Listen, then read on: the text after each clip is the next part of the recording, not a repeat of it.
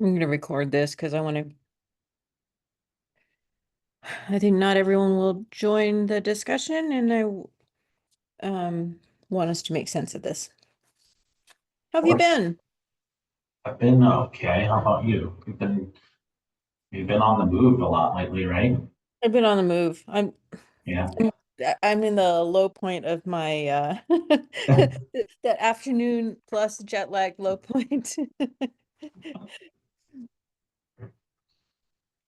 I will make it though.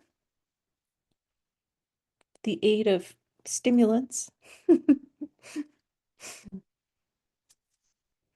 Hello, Christian. Welcome back, Tammy. Thank you. How have you been? Pretty good. And busy couple weeks, but good. Yeah. And you're taking off soon, or you're not here at least next Friday, I think.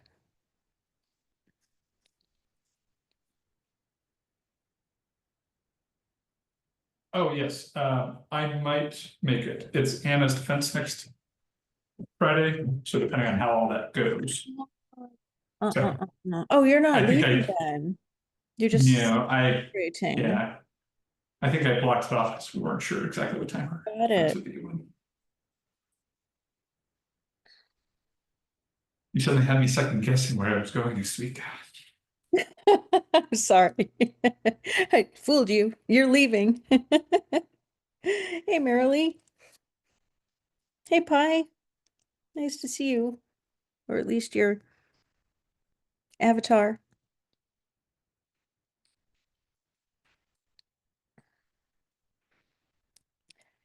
Hello, Ellison. Okay, Hi, so this good this evening. may be all we get. I am recording this meeting because I feel like this is really important and anyone who's not here might want to capture it. I might want to return to it. So I just it seemed like when we were talking in the boardroom the other day that we hadn't brought back to the front what the plan had been to address variability. And the plan had been something like get lots of events, one at each house, and two, be able to explain part of the variability that naturally occurs in air changes using the delta P. And so that's where all of the tricks and techniques we're developing in this project come together. And I think there was a broad discussion that people were concerned about variability, which I share. And I think what I want to check in on is, do we think we're going to get that many events? And um, and then on kind of on my plate is to I don't know if I can report out, but at least talk about what we might do with the Delta P, or maybe Christian, you have been having thoughts along those lines too. And so any amount of variability explanation where we can reduce the unexplained variability to be able to better compare um, the, the the performance of the interventions. So does that make sense? So I want to, Christian, uh, with regard to the number of events, um, we had said something like 16 per week. And I'm not seeing 16, like in my home, it goes off maybe once a week. So I don't know what you and Carson have been seeing, finding with your new revised algorithm. Do you have Yeah, thoughts on that? sure. Yeah. So the 16 was averaged across the like 2 years or 3 years across all of the Fort Collins mm, data. Um, I think we have been more aggressive on that hold off period, so we can make that shorter. And those go up a lot. So the other way to put that is I think we're filtering out a lot of short events. Because one of the things that came out of one of those discussions when we said 16 events is there was a bit of a that seems like a lot of times for this thing to turn on. So I think there's a bit of a balancing maybe there in the tuning. So I think that may be the difference between the few you're seeing and those first numbers Mhm. that we're seeing. It was also huge standard deviations, right, on those. Because those captured some years that we had like some forest fire events, some homes that had way more, like Will's house, not to put Will on the spot, but like I think we see way more events at Will's Really? house. Yeah, and I think some of Well, it's at like your house, Will. well, Will's even said like he uses his grill, which I think is like triggered events, or like at least the data has. I don't know if that's what we're seeing there or not, but I think there's some user to user variability that's going to be Mm. Like they're not, pretty massive. they're pollution events, but they're not regional pollution events. They're local, hyper local pollution. Yeah, that's a great way to put it. I've been monitoring the ones at our house after we started doing this question.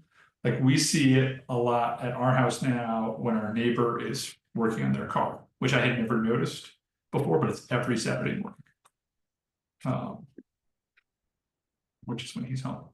So I don't know how we deal with that, but I think that's where some of those big ranges Mhm. might have been. Carson and I talked a little bit about this before he headed off. I don't think it would be a huge lift for us to tweak his algorithm a little bit, be like a little bit smart from the standpoint of like we put it out, put the outdoor monitor out early with nothing responding, see how many events we're seeing in various houses and just do some like real course Mm.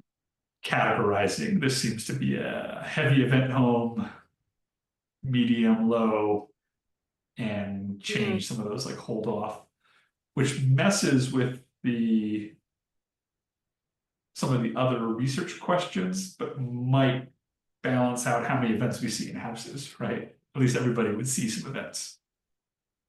Yeah, I'm kind of, so also we should all remember that the proposal was written a very long time ago. Based and the statement about how many events is not based on the recent analysis that Christian and Carson have presented, but something that Christian pulled together in order to write a proposal. So I'm not holding your feet to the fire, like, where are my 16 events, Christian? um, but I do want it to I want to look at that number and remember that we had been relying on that to detect the efficacy of the devices.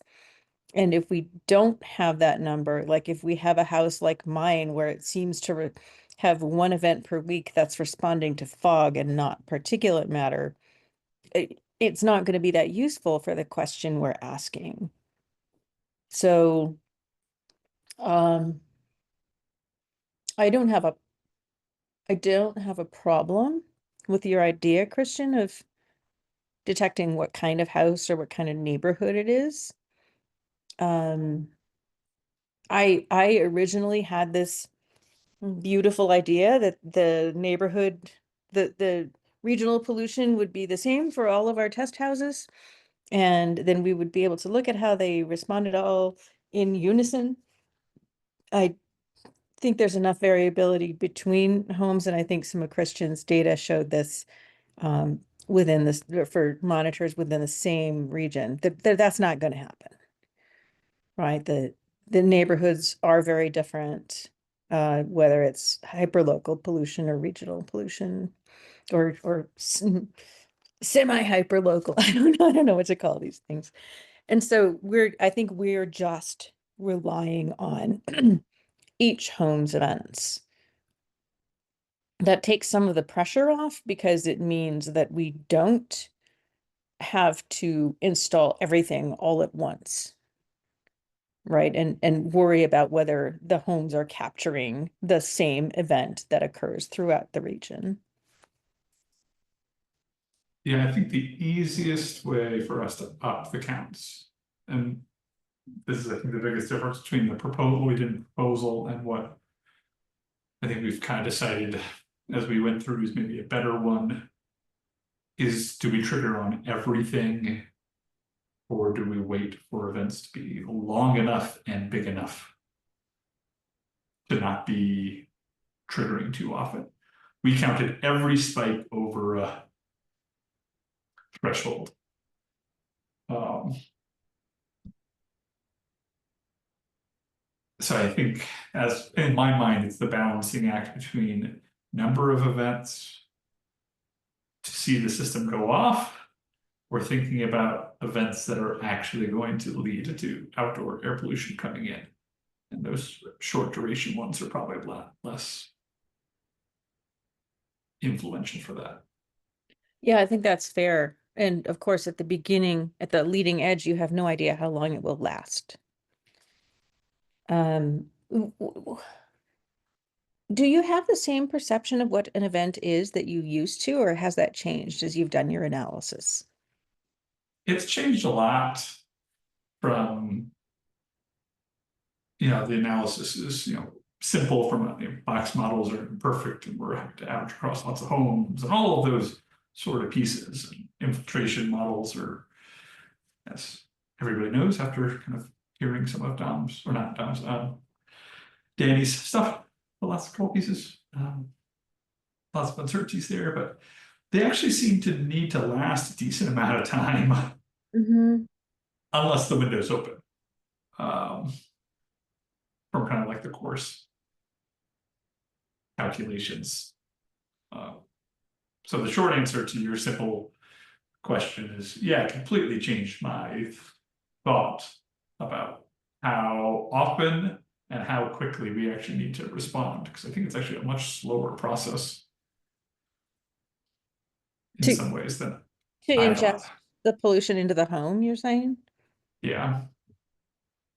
So what is but forgetting this annoyance factor of people don't want it to be switching off and on all the time, do you have a sense of the minimum duration event to which the device should respond? I don't know. I haven't actually thought about it in that way. I've been so worried about kind of the annoyance factor being the driving time one. I don't have a good answer from a meaningful duration in terms of infiltration. I don't know. That's a great one, I think, for us to try and put some numbers to. What I can say is when we started out, we were very worried about, well, could we really capture the leading edge of the rise of outdoor air pollution? And turns out that probably doesn't really matter, because the air pollution has to be up for several minutes outside anyway for it to be a long enough event for us to care. Right. Okay. So that's something that we could do like a toy experiment to try to figure out, right? Um, Yeah, definitely. And we could run Carson's simulations with much shorter hold off periods. If you can get some of those answers. so Allison, I think you have an appointment with Chandra where you may have to leave. Is that right? Yeah, I asked Shantanu if I could leave at like 1:40, but yeah, I had wanted to meet with Chandra while they're here, but I'm glad I was able to join. I'm glad you were able to join too, because one of the things that you bring to this project is an understanding of the Epic Homes data, which and not our Epic Homes data, but the previous work you had done. And we haven't spoken about that for a long time.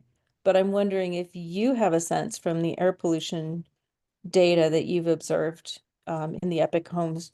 Did you ever look at the length of elevated pollution, or did you just take averages? Is this something you can shed light on? I mean, I've been thinking about what we learned from that.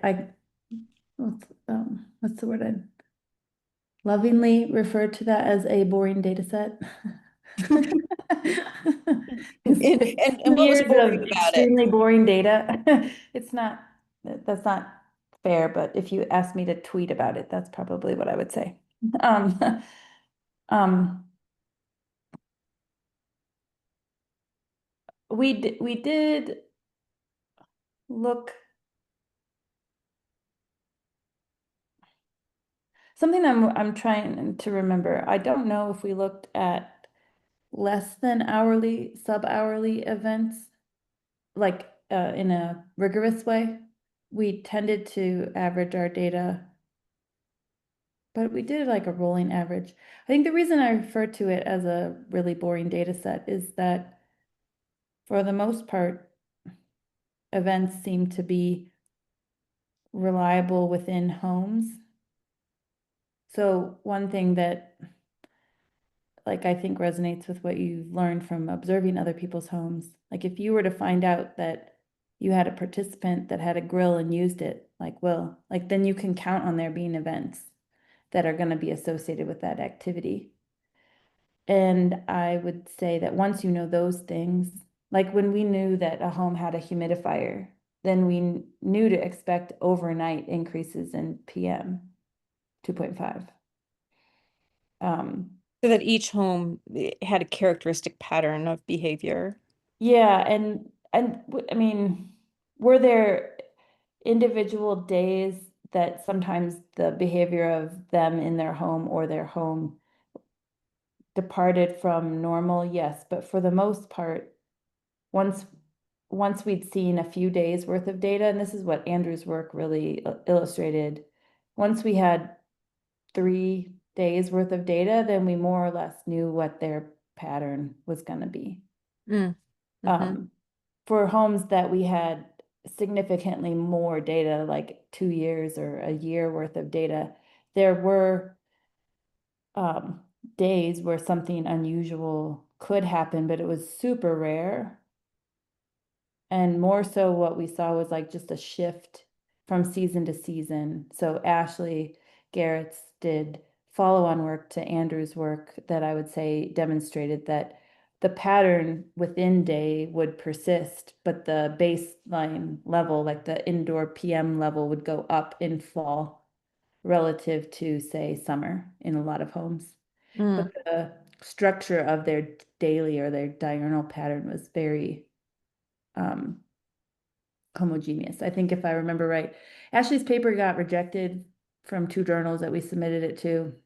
So we haven't gotten it published, but I'd be happy to share a draft that maybe you'll tell us where I paused because I was uh, yeah, tired of rejection. So um um I think what one thing her paper we looked at was like clusters of event behavior, trying to get to an answer here. And so the clusters were really imbalanced. Out of 40 homes, like 20 some had a pattern that was super reliable, like a morning peak time and an afternoon peak time, or an afternoon to evening peak time that highly correlated with cooking indoors. Mm-hmm. And then there was another type of home that had overnight elevated PM or CO2, largely because of the way they closed their environment off to the outdoors. They had pets in their room. And then there's like 2 homes that had really unclassifiable behavior. And I'd say that that's why I consider it rare for there to be variety in event structure. So Mm-hmm. um, maybe trying to tie it back to some of the things you were sharing, Christian, you could imagine if you had the luxury of rejecting people from participating, you could imagine like an upfront set of questions that give you some insight into what the event structure might be like, or maybe you have the structure of like, we measure for 3 to 5 days and take a look at what we're seeing and decide if we're going to advance with that home. I mean, in most studies, you don't have that luxury of like, I can tell you not to participate and I can count on 5 more homes being available. So that may not be very practical, but that's, yeah, I had read your email earlier and saw the call schedule about variability. I've been thinking since that meeting a while ago, just like, those are my thoughts. Sorry. Yeah. Um, can you say something about the homes that you would choose to reject if you had the liberty? The super clean ones. Mm, like mine. Yeah, yeah, I just don't, I think those, um, they were not, common in the Mm, Epic Homes data. And they haven't been common in other studies where like our home health box study right now, or our Denver Housing Authority study. I wouldn't say that clean homes are common, but they seem to be like 5 to 10% of the population. So if I'm just speaking in like what average, so if you could see that they're really clean, then it's not going to, it's going to stay pretty clean, I think.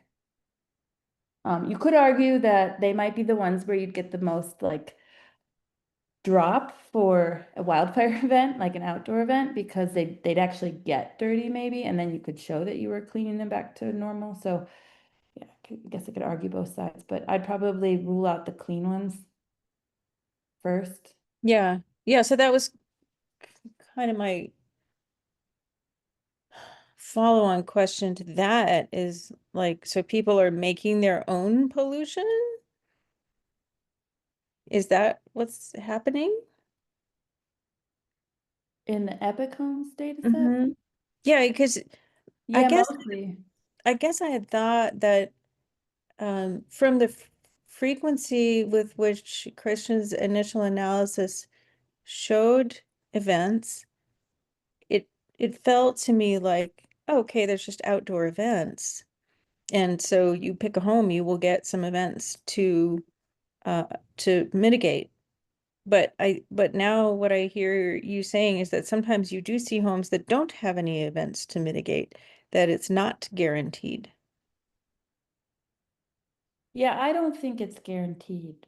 Um, but I think you could, I mean, I guess I see it as somewhat stage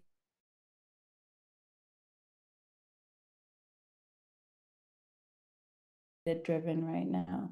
Like if it's a retiree couple that has enrolled in your study and they have a super nice home, chances are their home is going to be very clean and they're not going to be near a road that's that busy and that creates that much pollution. I just wouldn't even do any measurements in their home.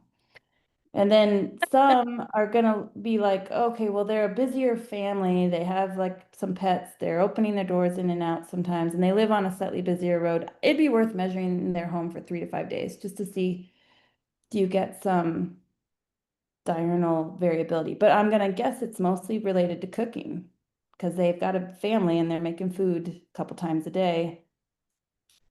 Okay, And and you were not distinguishing between indoor and outdoor events, right? not by like measuring PM, like infiltration. Well, you had outdoor measurements, right? Sorry, I feel like I'm Yeah, grilling yeah, you yeah, without sorry. having been the Like attention. we looked at outdoor data relative to indoor data. I don't know that, this, maybe my memory is bad. We I measured should have so prepared you long, for mostly this, just people but cooking indoors. Like, but there are sometimes out, like elevated levels due to outdoor stuff. There's just not a lot in Fort Collins. mm-hmm. Um, Yeah, of course. Um, yeah, I could go back and look. We did classify homes on like outdoor dominated, indoor dominated, and there just weren't that many that were outdoor dominated. Maybe that's why. I mean, it's not zero, but I think you'd have to do some measurements, or not have to. I think you could do some measurements for a short period of time. And mhm. classify them into indoor dominated versus outdoor dominated versus just clean all around. Yeah, but I think, so this is kind of worrisome, right? Because we're looking for outdoor events that come indoors, right? Yeah, I don't know that it matters so much where your outdoor events comes from. I mean, one thing you could do is just get people that grill or are next to somebody who grills. Like, I think for again, for the demonstration of what the intervention can do, I think it's somewhat agnostic to the source of outdoor pollution. You guys can correct me if you, or you can tell me if you think otherwise, but Oh, only Yeah. if, so I am also agnostic to the source. But I do think that if the source is unevenly distributed around the house, like it might be with a grill, yeah, that our ability to use a model to explain it is going to be very limited. Because it might or might not be next to the yeah. the intake. And so I'm hoping at least that it's approximately uniform around the house. And I don't think I could characterize a grill that way.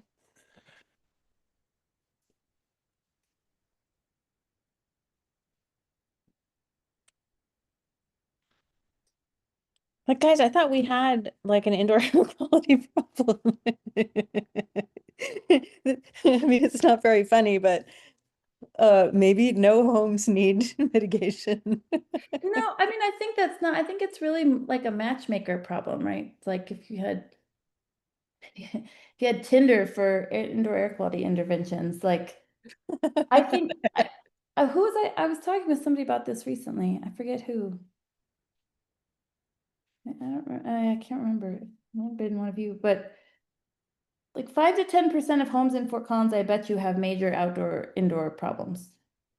But not a lot. And so you gotta like if you really want it to be a high outdoor problem, I don't know, sorry. I didn't think through my thoughts very well. I think you're giving good information. I'm not sure the magnitude matters as much as the ability to detect a difference. So it doesn't need to be a strong outdoor event, in which case clean homes might be your best bet. So like, I guess I still kind of come back to this idea that like a brief survey and a few days worth of measurement could give you more decision-making insight. And I'm not sure it matters as much, like if you reduce from 16 to 14 homes because you go that route, I think you get a better 14 homes than if you really just strive for 16 homes, for instance, without much pre-screening. Mhm. Um, and then I think if it's a very clean home, but you know it's near, I don't know, like if you have some reason to think there's an outdoor source that didn't show up, but could show up, then the potential to show a change might be strong or like cleaner.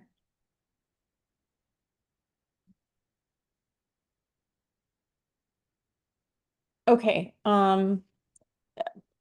Yeah, I don't know how to respond to this information, but I'm grateful that it's there because if what you say is the case, we were going to find out sooner or later, and sooner is better.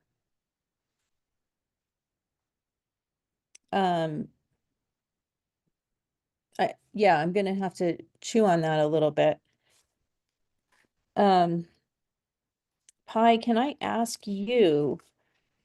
I know that you and Christian have been in contact, but Christian has been designing to avoid the nuisance factor. Have you, or have you among you discussed how nuisancey it really is and what level of on and off is, or are you avoiding continuous on and off, and how have you defined that among you?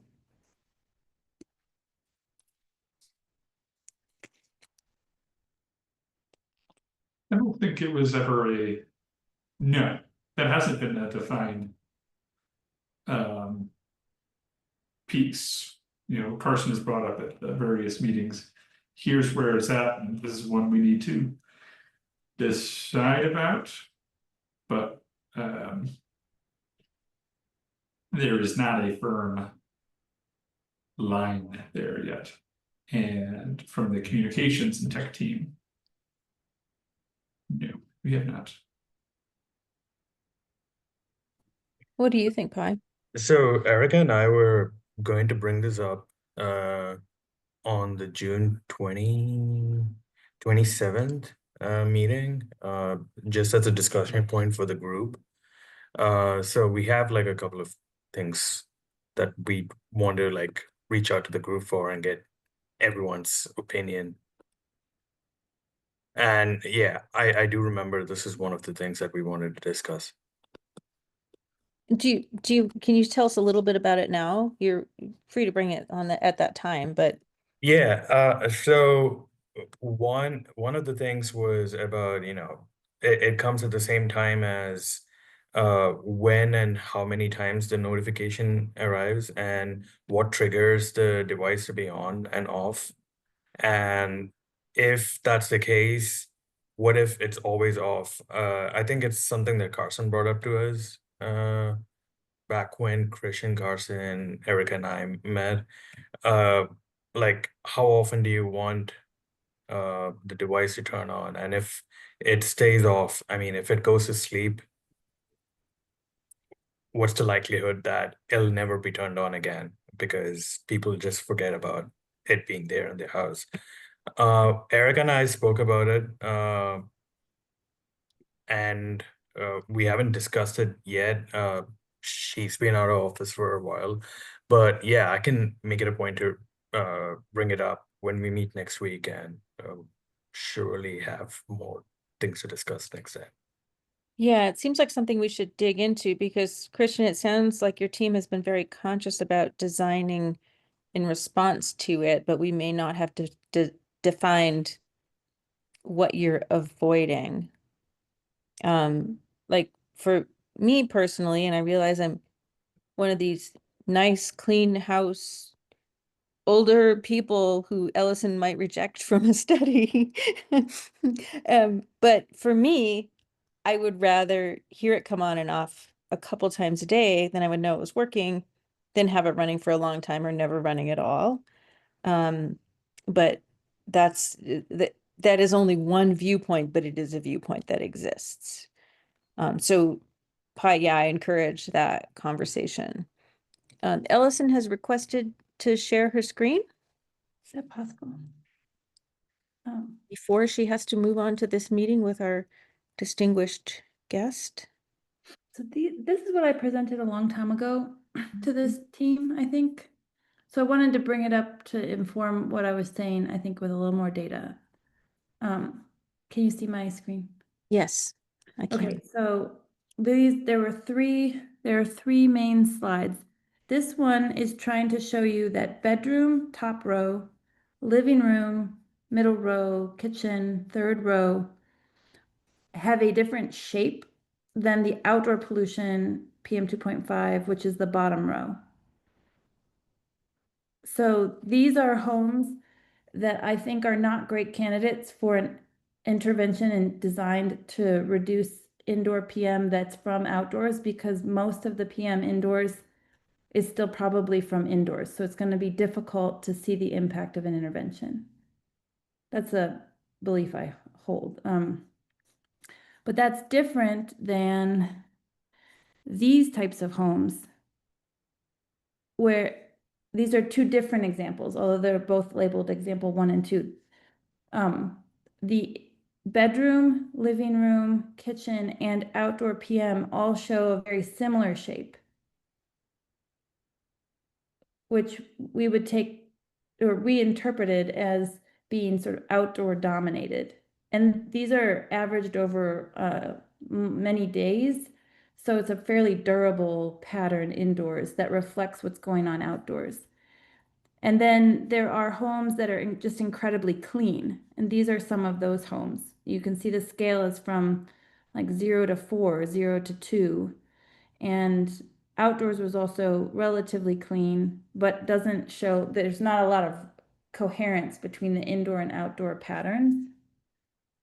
So these, in my mind, are also not good homes to try this intervention, but homes like these are, good candidates. And I think the argument I'm trying to make is that I think that this result is fairly durable, that there are these three types of homes, very clean, where it's just difficult to actually see if there's indoor-outdoor patterns that are similar because it's so clean. And then there are two other types of homes, like slide 9 looks like outdoor air, and then slide 8 here looks like indoor air is somewhat decoupled from outdoor air. Even if it's informed by outdoor air, it would be difficult, I think, to observe an impact of an intervention. Mm.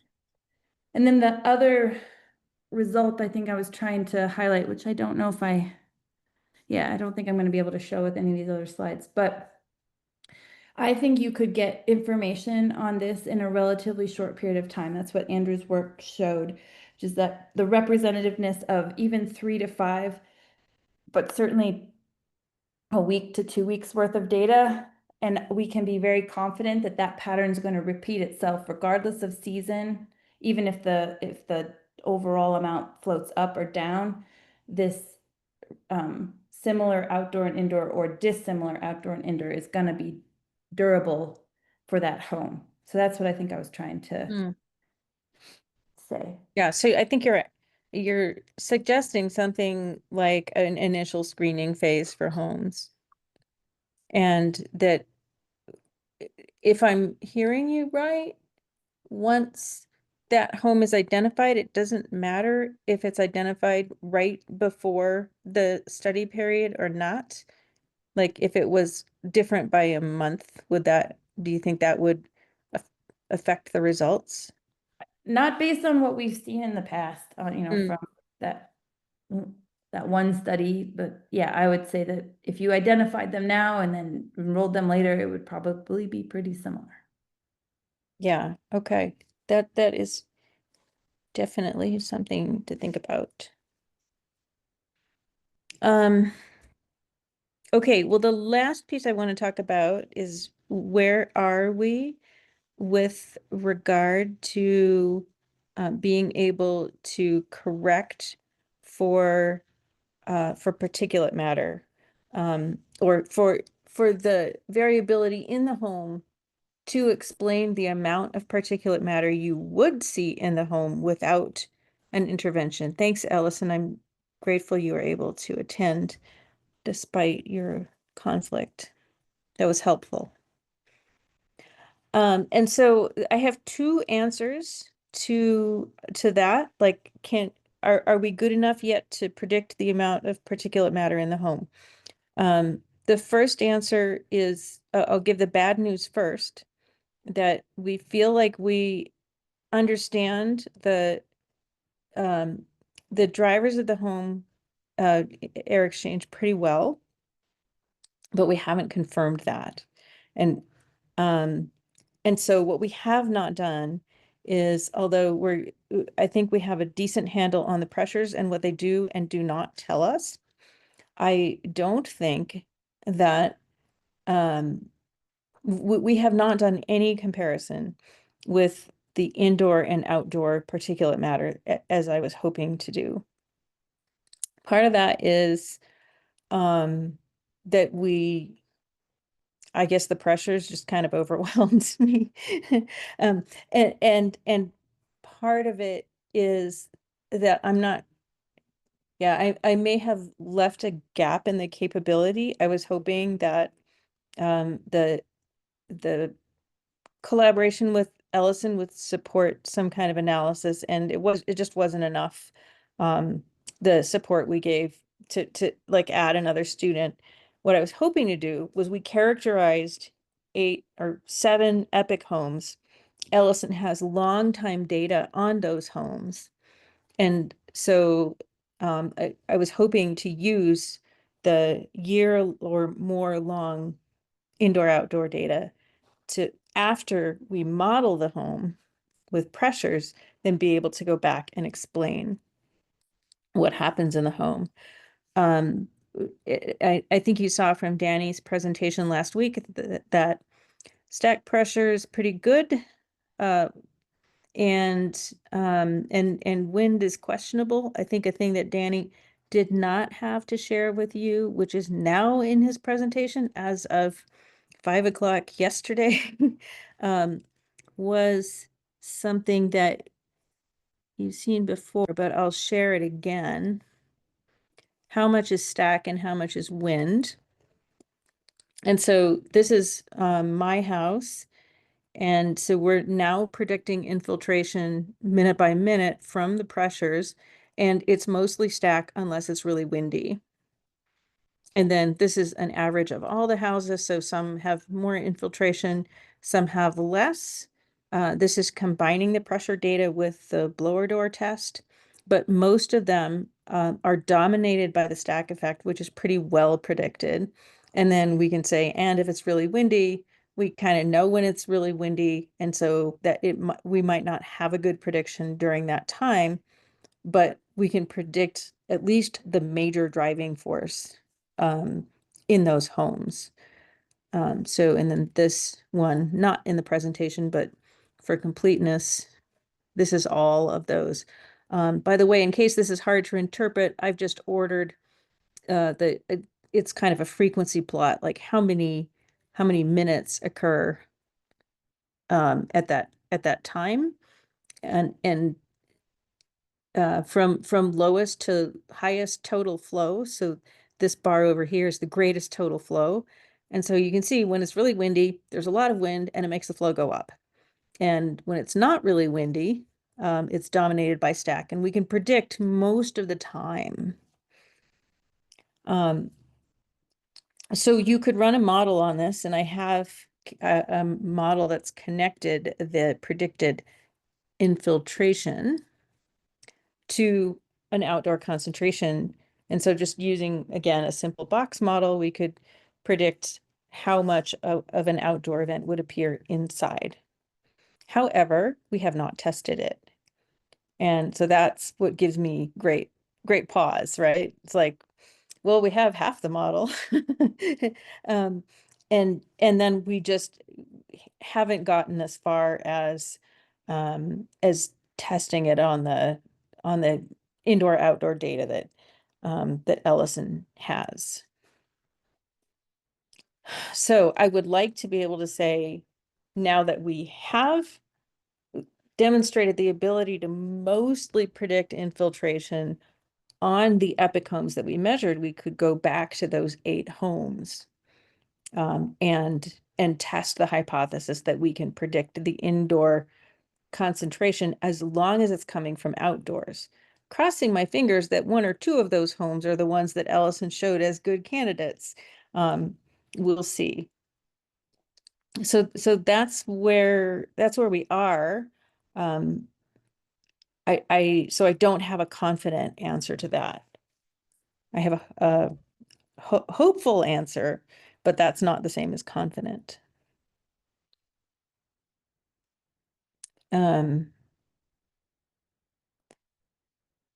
So where does that leave us? That's what I spoke about. We're going to be, Danny and I will be pushing forward over the summer. My concern is that I had one student to do the pressure diagnostics and a partial student to do the concentration modeling and compare with observations. Loading 1.5 students' work onto one student sometimes doesn't go well. We'll see what it does. So anyway, I expect that to move forward. Whether it's at the pace we need for the project is another question.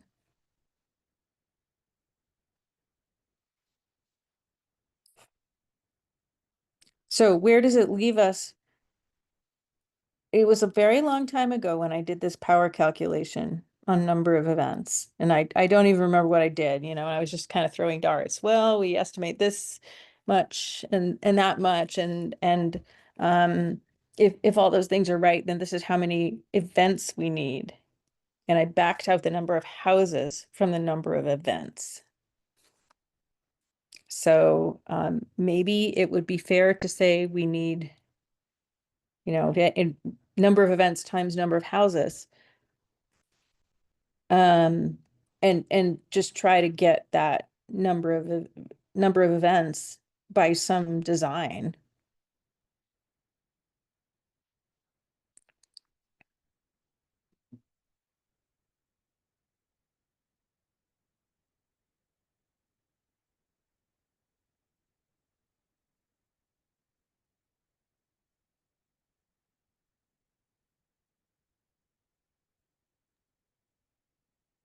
$32. Okay, so I made 48 events for each. And I assumed half of them were not usable. So total of 48 usable events.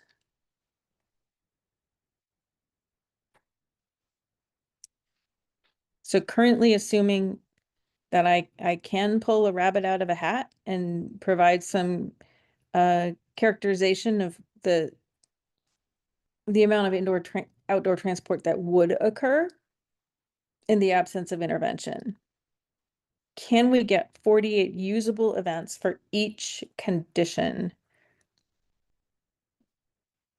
We could just get somebody to grill 3 times a day. Yeah, let me pull up, I can pull up some of the more recent data we have and see how small we'd have to go on the events. You mean small by like peak height? Well, both peak and duration, right? We can kind of change both of those. So both of the kind of Sure. filtering criteria we do right now. We could get, 40 events an hour if we're okay with just little blips in the sensor noise. Mm-hmm. But like, we're pretty maybe overly filtering now. We'll start sliding those two variables for kind of recent data. So we'll look at both some non-forest fire seasons in Colorado and forest fire, just so we have those as a comparison point. The other thing I thought of in that conversation, we didn't know what city we were gonna be in when we did the original proposal too. That's So right. I think we were also thinking we might be in a dirtier area than we ended up in. But let me focus on Colorado and there's enough data You we said can pull. sorry, go ahead. Your Yeah. initial analysis was in northern Colorado. Oh, yeah, it might be. Maybe it was because it wasn't infiltration, yeah, in Old Town. I'll look at both Old Town areas. So we have some monitors I think we can pull from there, as well as some of the newer neighborhoods, just that are farther out on the outskirts. Just because they have a little bit different air pollution patterns. I can try and do that in the next week and see what sort of counts we get. How loose we'd have to be on those filtering, get to those sort of numbers. Yeah. So that would be great. Another thought I have is that more than one person has suggested to me the area in Denver that is heavily polluted. And I'm wondering if that's an option or whether there's just pollution all the time, so we would not see events. I think we really do need to see on and off so that we can distinguish the I think we need to kind of match the treatment but I'm not sure. I'm thinking at I think so. Globeville, is that? Yeah, or around that area. So they certainly, if nothing else, have at least based on Cheryl's study a couple of years ago, they had diurnal with rush hour. If I am Mhm. remembering correctly, I think it was high all the time, but I think it got worse certainly at night. Mhm.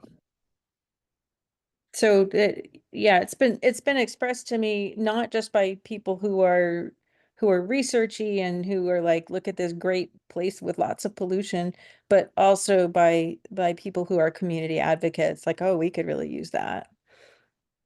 Yeah, it's interesting to hear. Last I had heard, that community felt burned by too many I studies coming in. I've So heard that too.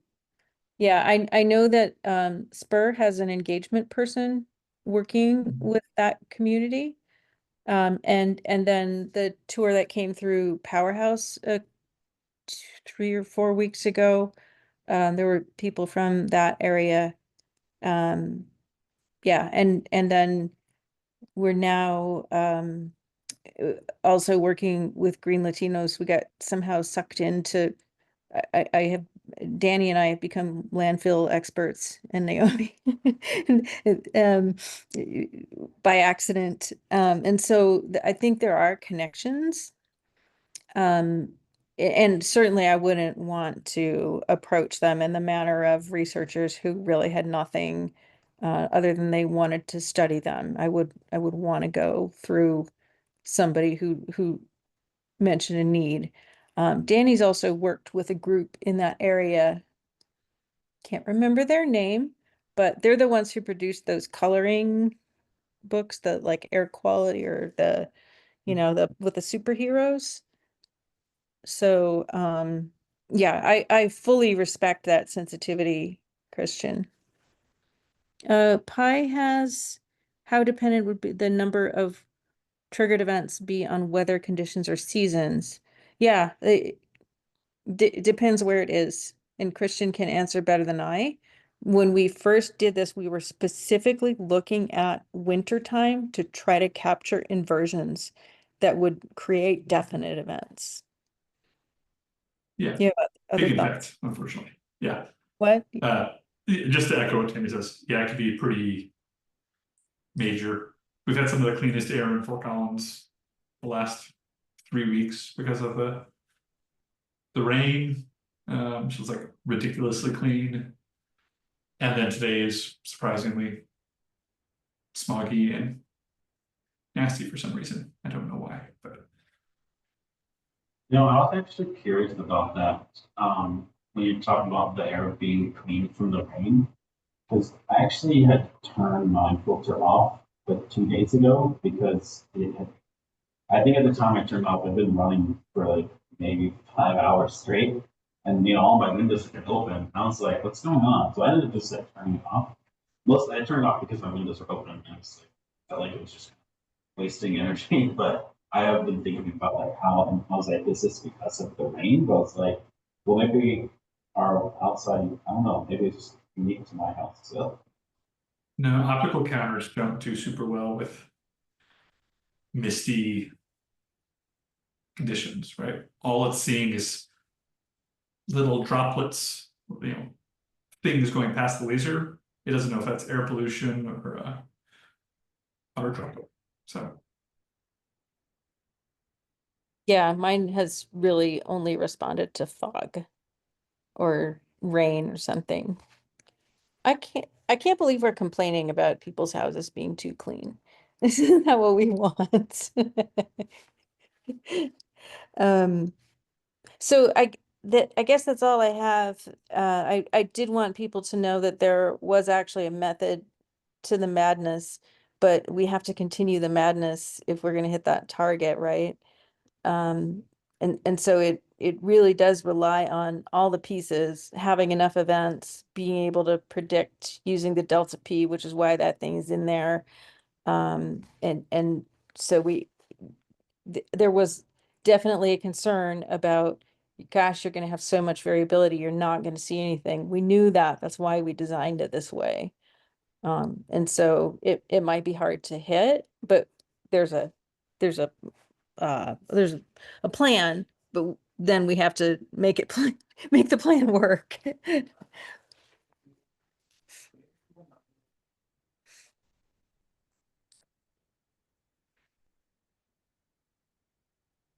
All right, thanks everyone.